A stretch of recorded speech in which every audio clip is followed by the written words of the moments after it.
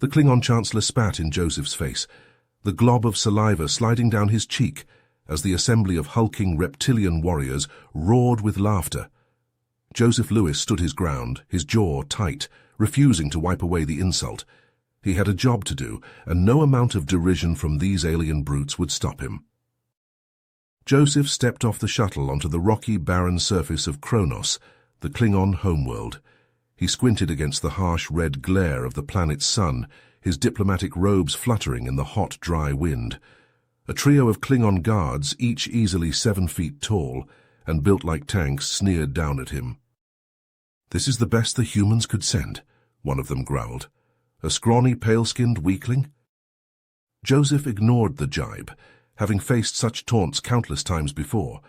At 32, he was one of the youngest diplomatic envoys in the United Earth government, but he'd proven himself time and again in tense negotiations. The guards led him into the Great Hall, a cavernous chamber hewn from black stone lit by flickering torches. The Klingon High Council awaited him, seated on a raised dais. Joseph's eyes widened as he spotted Wezen, the young Klingon warrior who had been his liaison and reluctant friend during previous talks, now sitting among the council members. Joseph took a deep breath and stepped forward, presenting a datapad containing the Vulcans' proposed peace terms. The Klingon Chancellor snatched it from his hands and glanced at it briefly before throwing it to the floor. "You expect us to accept this?" the Chancellor roared. "These terms are an insult. The Vulcans are weak, hiding behind their logic and pacifism, and you humans are even worse, mewling babes playing at being diplomats and warriors." The council members grunted and nodded in agreement, some pounding their fists on the stone table. Joseph caught Wezen's eye, but the young Klingon's expression was unreadable. Joseph knew he had his work cut out for him. The war between the Klingons and Vulcans had raged for years, claiming millions of lives on both sides. If he couldn't convince the Klingons to accept the peace terms, countless more would die. But he also knew that humans had a reputation for being tougher than they looked. He would have to prove that reputation true if he hoped to succeed. Failure was not an option. Joseph stood tall in the face of the council's laughter, his eyes locked with the Chancellor's. He wouldn't be cowed by their mockery. He had another plan. "You think me weak, Chancellor? Then let us settle this another way. I challenge your champions to a series of physical contests. If I win, you agree to the ceasefire." The council erupted in guffaws, some pounding the table, others holding their bellies. The Chancellor leaned forward, his teeth bared in a sneer. "You challenge us, the mighty Klingon warriors?" He shook his head.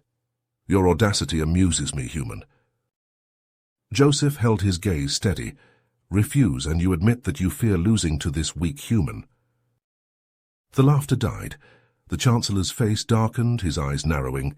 Wezen leaned in and whispered something in his ear. After a moment, the Chancellor nodded. "Very well, human. We accept your challenge. But when you lose, your blood will decorate the stones of this hall. And when I win," Joseph countered, "you will agree to the Vulcans' terms." The first contest was a run, a 20-mile trek through the jagged, unforgiving mountains that ringed the Klingon capital. Joseph lined up beside Wezen at the starting point, the young warrior shooting him a look of disdain. "Prepare to taste defeat, human," Wezen growled. Joseph didn't respond, conserving his breath. The starting signal blared and they were off. The thin air seared Joseph's lungs, the heavy gravity dragging at his legs, but he pushed on, ignoring the burn in his muscles, the sweat stinging his eyes. Beside him, Wezen matched him, stride for stride. Miles fell away beneath their pounding feet. Joseph's heart hammered, his vision blurring, but he would not yield. He thought of the millions of lives riding on this mission, the years of war that could end today.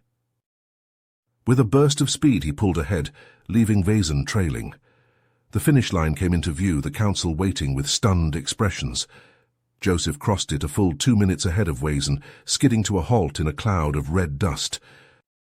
Sucking in heaving breaths, Joseph peeled off his sweat-drenched shirt, revealing the chiseled muscles beneath. He'd trained for this, pushing his body to the limits of human endurance. The Chancellor's eyes widened, disbelief written on his craggy features. The other council members muttered to each other, reassessing the human in front of them. Wazan staggered across the finish line, his face twisted in anger and humiliation. But beneath that, Joseph caught a flicker of something else in the young Klingon's eyes. Respect, perhaps even a hint of admiration. Joseph turned back to the Chancellor, his chest heaving but his voice steady. "The first contest is mine," he declared. "Shall we proceed to the next?" The next challenge was brutal hand-to-hand combat. Wazan strode into the combat ring, ripping off his battle tunic. The Klingon's bare, muscular chest heaved, his reptilian scales glistening under the harsh sun. He cracked his knuckles, snarling at Joseph with clenched teeth. Joseph, not to be outdone, also stripped off his shirt. He squared his shoulders, his lean muscles flexing as he assumed a combat stance. Feet apart, knees slightly bent, fists raised, he was ready. The Chancellor barked the start command, and Wazan lunged, a roar erupting from his throat. His superior Klingon strength was evident from the first blow. Joseph barely evaded a punch that would have caved in his skull, feeling the rush of displaced air. But the human was agile, his reflexes lightning quick. He ducked and weaved, dodging Wazan's hammering fists, always a hair's breadth from being pulverized. It was like a lethal dance, and Joseph's footwork was flawless. Wazan growled in frustration, sweat streaming down his ridged forehead. Every missed punch was a humiliation. He redoubled his efforts, his attacks becoming more savage. Joseph weathered the storm, biding his time. When Wazan overextended on a right cross, Joseph made his move. His hands darted out, striking at precise points on Wazan's torso, pressure points the Klingons had never encountered. Wazan staggered back, his arm suddenly nerveless. He looked at it in shock, then back at Joseph. The human pressed his advantage, his fingers finding more vulnerable spots with surgical precision. The Klingon's movements turned sluggish, his coordination failing. Joseph saw his chance. He dropped low, sweeping his leg out and catching Wazan behind the knee. The massive warrior toppled like a felled tree. In a flash, Joseph was on him, locking Wazan's arm behind his back and pinning him face down in the dirt. The Klingon struggled, but Joseph's grip was iron. "Yield," Joseph hissed in Wazan's ear. There was a tense moment. Then Wazan went limp, all fight leaving him. "I yield," he grunted. Silence reigned as Joseph released Wazan and stood. The Klingons stared in utter disbelief. Their unbeatable champion, defeated twice by this puny human, it defied comprehension. Joseph reached down, offering Wazan a hand up. The Klingon hesitated, then clasped Joseph's forearm, allowing himself to be pulled to his feet. As their eyes met, Joseph saw the glimmer of respect in Wazan's gaze, a warrior's respect for another. But the Chancellor was not convinced. He stomped forward, his face twisted in a scowl. "One final contest," he snarled. "A test of raw strength. Let us see if your tricks can save you there, human." The Chancellor led Joseph from the combat ring, his face a mask of barely contained rage. They approached a massive boulder, easily twice Joseph's height and several times his width. Strange glyphs were carved into its surface, worn smooth by centuries of Klingon hands. "Behold the stone of Kalis," the Chancellor growled. "Only the greatest Klingon warriors have ever lifted it.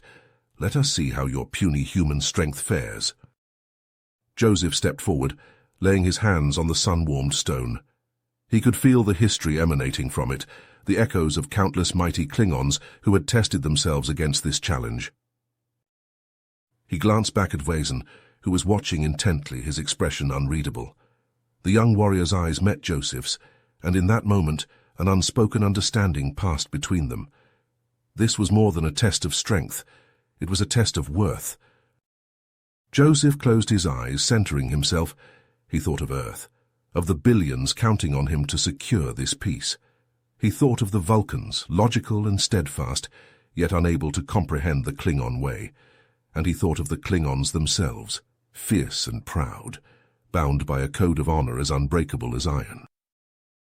His muscles tensed, his fingers finding purchase on the ancient stone. And then, with a roar that echoed off the surrounding cliffs, Joseph heaved.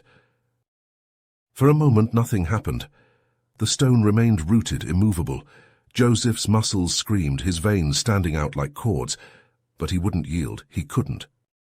Slowly, incredibly, the stone of Kales began to rise. Joseph's roar intensified, his entire body trembling with effort.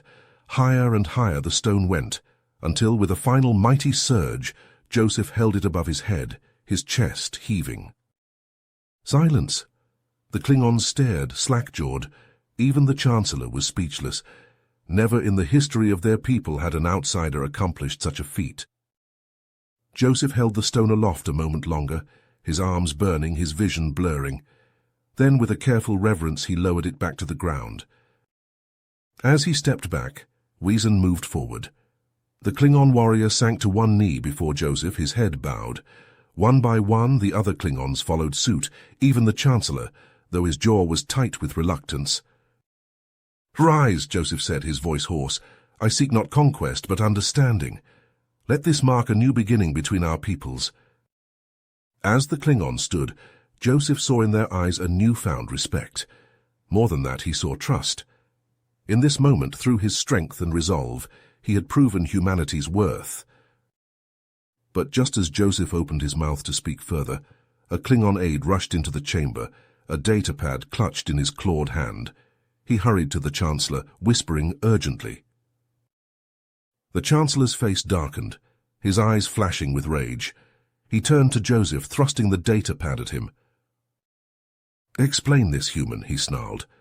"Your Vulcan allies have attacked our colony on Khitomer, slaughtering civilians. They have broken the truce." Joseph stared at the datapad, his heart sinking.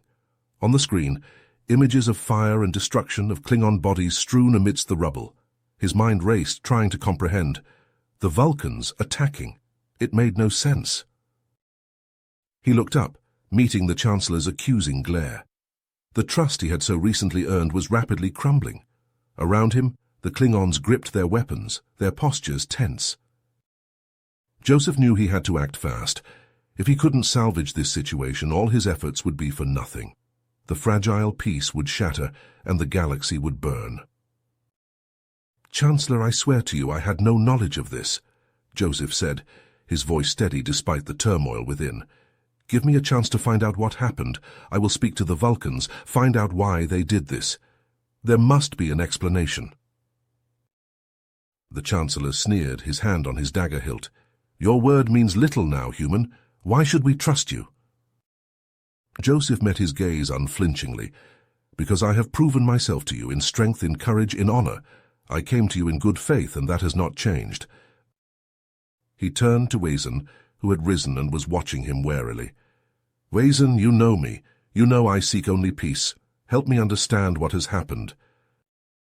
Weezon hesitated, glancing at the Chancellor. The older Klingon's face was a thundercloud, but after a long moment, he gave a curt nod. "Very well," the Chancellor growled. "You have one chance, human. One chance to prove that your word is iron. If you fail, if this is some trick, your blood will stain the ground you stand on." Joseph nodded, his heart hammering but his resolve unshaken. He had come too far to fail now. Whatever the reason for the Vulcans' attack, he would uncover it. He would save this peace, or die trying. The stakes had never been higher. But as Joseph looked around at the Klingons, at Weezon, he knew he had no choice. For the sake of the galaxy, for the sake of all he believed in, he had to try. The Chancellor's eyes burned with rage as he turned to his aides. "Ready the fleet! We strike at the Vulcans immediately!" But Joseph stepped forward, his mind racing. "Chancellor, wait! This attack was an act of desperation, not strength. The Vulcans know they cannot defeat our combined might." The Chancellor snarled. "And what do you propose, human?" "Let Weezon and I lead a joint strike force, human and Klingon fighting side by side. We'll show the Vulcans the power of our new alliance and make them regret ever betraying us." The Chancellor considered this, his eyes narrowing. Then he nodded curtly. Very well, but if you fail, it will mean war for both our peoples. Joseph and Wezen stood on the bridge of the Klingon flagship, watching as their strike force assembled. Human and Klingon ships moved into formation, their hulls gleaming in the starlight. Wezen turned to Joseph, his expression grim. I never thought I'd fight alongside a human, but you've proven yourself a true warrior. Joseph clasped Wezen's shoulder. And you've shown me the honor and courage of the Klingon people. Together we'll end this. The strike force emerged from warp above the besieged Klingon colony. The Vulcan ships, sleek and deadly, turned to face them. All ships engage, Joseph ordered. The space between the fleets erupted in fire. Phasers and disruptors crisscrossed the void, finding their marks in bursts of flame. Joseph and Wezen fought side by side, their ships weaving through the battle in perfect synchronization. A Vulcan cruiser loomed before them, its shields flickering. Fire torpedoes, Wezen roared. A volley of photon torpedoes leapt from their ships, slamming into the Vulcan cruiser. Its hull buckled, then shattered in a blossom of fire. The Vulcans, caught off guard by the ferocity of the human Klingon assault, began to falter. One by one their ships fell, reduced to drifting husks. But just as victory seemed within reach, a Vulcan fighter trailing smoke and fire hurtled towards Joseph's ship on a suicide run. Evasive maneuvers, Joseph shouted, but it was too late. The fighter slammed into the bridge, the impact throwing Joseph from his chair. Alarms screamed, consoles exploded in showers of sparks. Through the viewport, Joseph could see the planet's surface rushing up to meet them.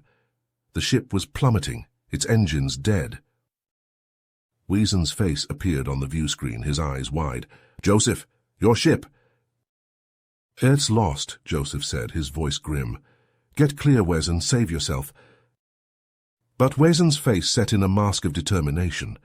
His image vanished, and a moment later, he materialized on Joseph's bridge in a shimmer of transporter energy.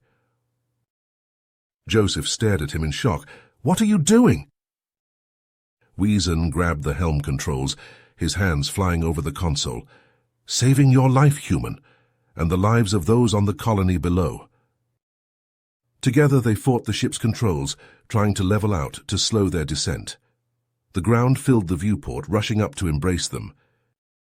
At the last moment, Wezen wrenched the ship to the side. It skimmed over the colony's defensive shields, missing the habitation domes by meters. But the strain was too much. The ship, already mortally wounded, began to break apart. Bulkheads buckled, the hull splitting open. The shriek of tearing metal filled the air.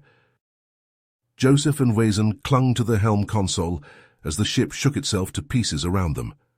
Their eyes met, a look of understanding passing between them. Wezen reached out, clasping Joseph's forearm in the traditional Klingon warrior's grip. Kapla, Joseph, it has been an honor. Joseph returned the grip, his hand firm. The honor was mine, Wezen. The ship exploded in a blinding flash of light, a new star briefly born in the skies over the Klingon colony. On the planet's surface and on the ships above, human and Klingon alike watched in silence, knowing that they had witnessed something profound. In the days that followed, as the fires of war cooled and treaties were signed, the story of Joseph and Wezen's sacrifice spread. It became a legend, a tale told by human and Klingon parents to their children, a reminder of the bonds of friendship and the heights of courage.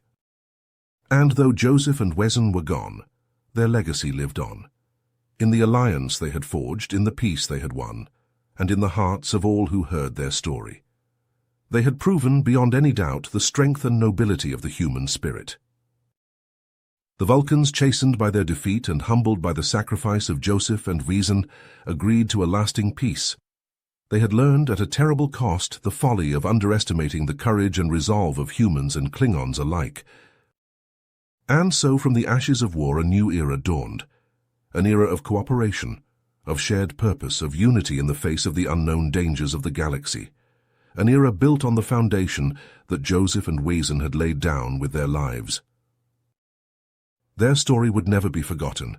It would endure, a shining beacon of hope and strength, a testament to the indomitable will of sentient beings everywhere. In the face of adversity, in the face of prejudice and misunderstanding, they had shown the way forward. And the galaxy would never be the same. If you finished this story, please subscribe and like the video. Then leave a comment that says, "I liked the story," and I will heart every single one of them. It really helps me. Thank you for your time.